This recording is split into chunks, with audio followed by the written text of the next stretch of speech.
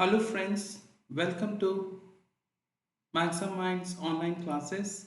Today we are going to learn art of resume writing, which is the most important document for the job seekers.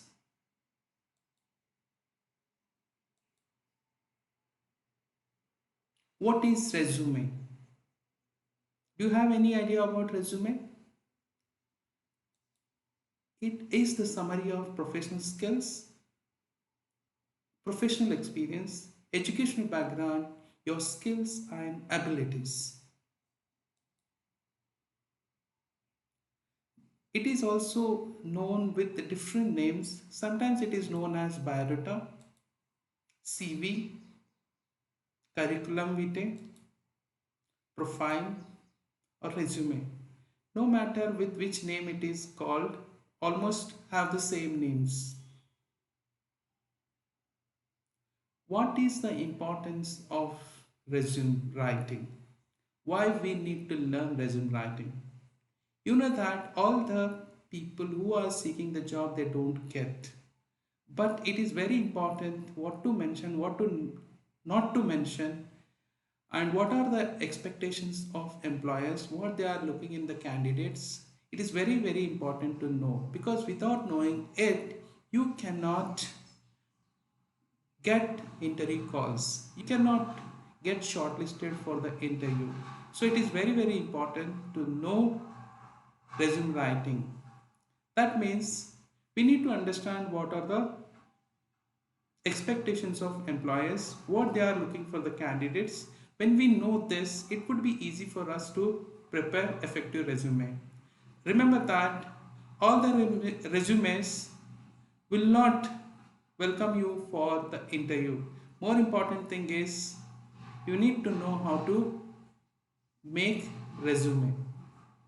So we need to understand what are their expectations and how to put them in a resume. So that means first things first. What are the most important things employers are looking in the candidates? So we need to put them those things only. So what is the one thing, most important thing candidates have? What employers are looking is the biggest assessed candidates have is the professional experience. uh, Employers always prefer experienced people because they are the real asset of any organization, because they have the knowledge, they know the work environment. That is why it is very important. So always employers looking for the professional experience. So we should mention in the first thing in the column is name of the employer, name of the designation, duration in the present job, and duration from first to last, and what are your roles and responsibilities. Very important. If you mention only designation, for example, if you are a manager in an organization in a particular department, most of the organization have the managers, in every department has the managers, but all managers are not the same. That is differentiate what skills, what abilities, what experience, what exposure. For that, you need to mention present job description in detail. And don't forget to mention total professional experience in a sentence. It is very important to know the total experience, because maybe you have worked for many years for different organizations, but it may not help them to understand. But if you mention all the total experience in one line, it helps them to understand easily. So always write your professional experience in a descending manner. That means present job to first job. What is the next thing? Second biggest asset or skill employers are looking. That is technical skills. You will be hired for these skills. What are your specializations? Any courses or certifications you have. So that is why we need to mention what are your technical skills. For example, accountant is hired for accounting skills, lawyer is hired for legal expertise, software engineer is hired for programming expertise, A teacher is hired for teaching skills and mastering subjects. So, second, you have to mention technical skills under technical skills heading. The third most important thing employers would be looking is your basic qualification, and always mention in a table so that it is easy to understand the qualification, university or board, or year of passing, percentage of marks. If you have any grades or remarks, you can mention that. Always mention educational details in table only, and that is also a descending manner, that is top to bottom, not bottom to top. Like for example, if somebody has completed a graduation, so graduation, university, then year of passing, percentage of marks. If somebody has completed graduation, then HSC, then SSC. This is how we should mention in a descending manner. I. Employees want to know the real strengths of the candidates. What are strengths? Many people, what happens, they don't even know what are strengths. So they don't mention, they are confused. So what are, I will ask you now, the question is what are strengths? First understand what is strength. The meaning of strength is your mental ability or skill known as strength.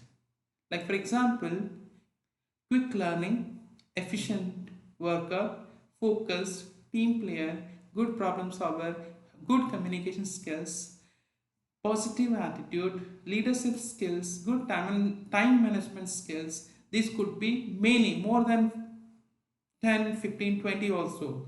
But don't forget to write at least 4 to 5 strengths.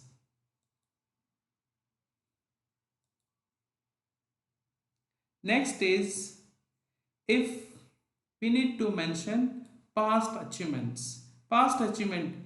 Remember, you will be hired for past achievements. So, what are your professionals achievements? Like what are your increments, promotions, whatever rewards you have won in the present or previous organization or in the last past years, you should mention your professional achievements.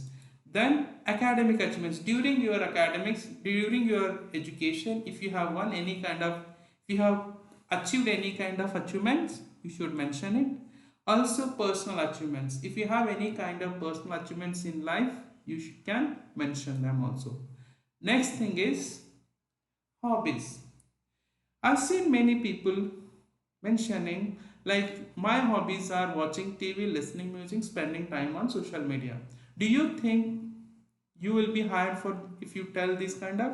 So you always mention hobbies, creative and constructive hobbies, like reading books, books related to my subject, watching educational program. These are constructive hobbies. So mention only real constructive hobbies. Then you can mention some information, basic information about your date of birth, gender, marital status, present address, languages known.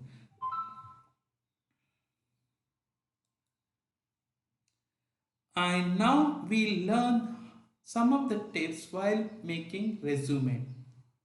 Let us see what are the things we should do and should not do while making the resume. Always remember, putting too much information on a resume is also not good. So we should always keep it point to point. And don't make any silly mistakes or spelling mistakes, because even though you have a skill, knowledge, experience, but if you make a silly mistakes like grammatical errors, spelling mistakes, punctuation marks, so it will cost you a job. That is why you should, before you take a printout, before you send a mail, you should always check grammatical errors, spelling mistakes and punctuation marks. Next, keep it short and simple. Use simple language. Don't write Don't use complicated language, always use simple language. Write in bullet points. Don't write anything in a descriptive manner because it is not easy to read. So if you put it in a bullet points, it would be easier to read and understand. It should be always presentable. Don't write anything negative about yourself. What happens when you write negative about yourself?